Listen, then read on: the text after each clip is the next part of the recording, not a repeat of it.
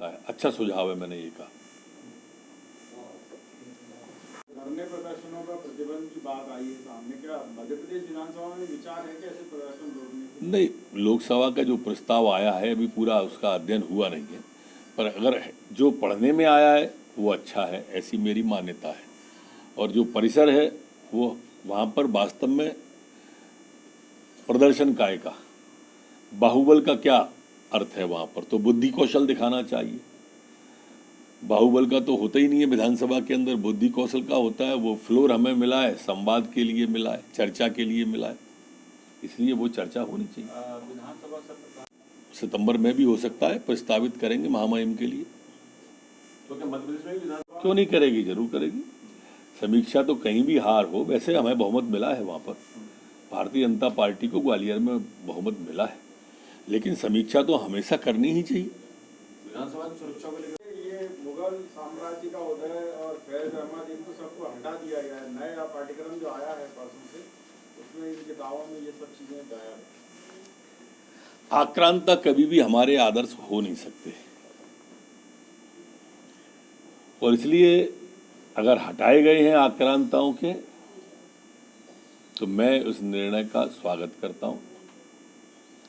मध्य प्रदेश की सरकार भी समीक्षा करेगी कि इस तरह से आकांक्षा हमारे पाठ्यक्रम में तो नहीं, आगे विचार करेंगे। कांग्रेस में हार के बाद अब काफी उत्साहजनक रहे हैं। डिग्गी तले अंधेरा, आपने पहले सुना होगा, दिया तले अंधेरा। हैरत की बात है कि जिस राधोगढ़ नगरपालिका से अपने राजनीतिक कैरियर की उनने शुरुआत करी थी, उस नगरपालिका में कांग्रेस को सिर्फ 3 सीटें मिली हैं, और उसके बाद भी भाई खुश हैं।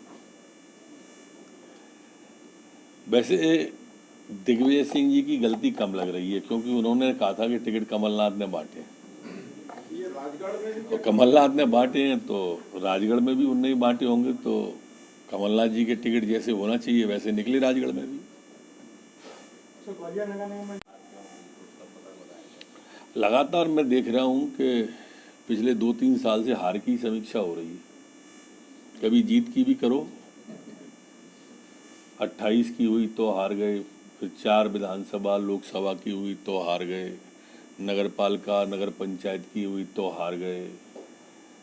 भैया निकलो कभी जनता की सेवा के लिए, कोरोना में निकलो, बाढ़ में निकलो, तो जनता भी तो देखे आपको। कभी बीच में जनता की बीच जाना ही नहीं है तो हार की समीक्षा ही होगी।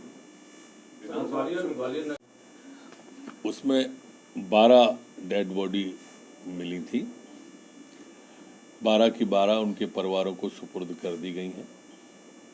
दुखद घटना थी।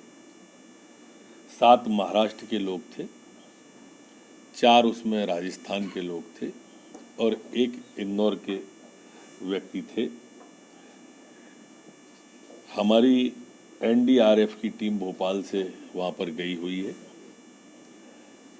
अभी भी वो लगातार सर्च कर रही है कि कोई रास्ते में तो नहीं बैठा है, रास्ते में तो नहीं आ गया है,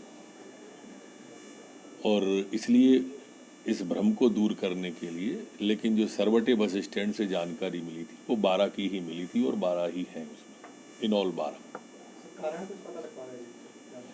कारण तो अभी भी उसी तरह का बताते हैं कि मोटरसाइकिल वालों को बचाने के कारण से बस बहकी और नदी में चली गई। दिग्विजय सिंह कह रहे हैं कि पिछले 24 घंटे में